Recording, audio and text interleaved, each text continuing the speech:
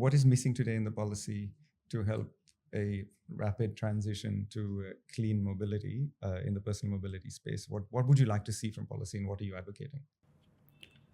We would definitely like to see this rooftop PV and EV charging being augmented, because we see this as a solution which can be scaled.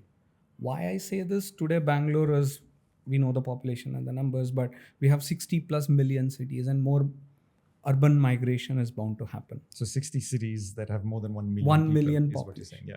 So they will see the same problem coming very soon. So, and energy, now this will be becoming energy centers or energy demand centers rather.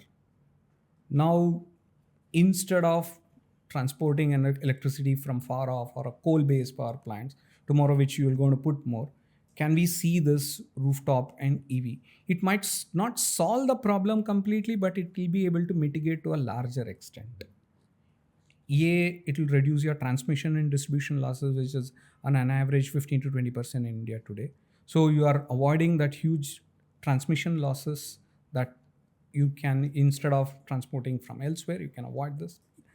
B, it is cheaper, because rooftop PV today costs around anyway 3.5 to 4 rupees. It is cheaper, and there needs this policy to bridge and connect between the customer who is willing to put up more rooftop and sell it to a nearest CPO, and that's where the policy comes into play. That would be one important area we would like to see, that the peer-to-peer mechanism perhaps is an interesting case.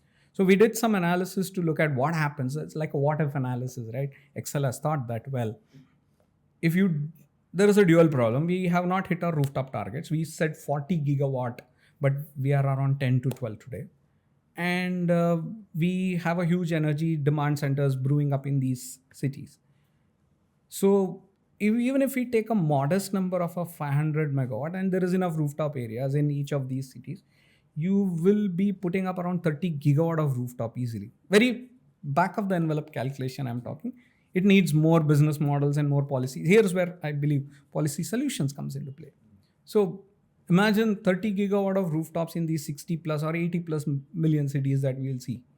So you have solved a problem, first order to a certain extent, minimize the new needs and use the local energy and distribute it in a way that you can bring down the cost, bring down the new infrastructure that needs to be added, or avoid coal big time. I mean, why not?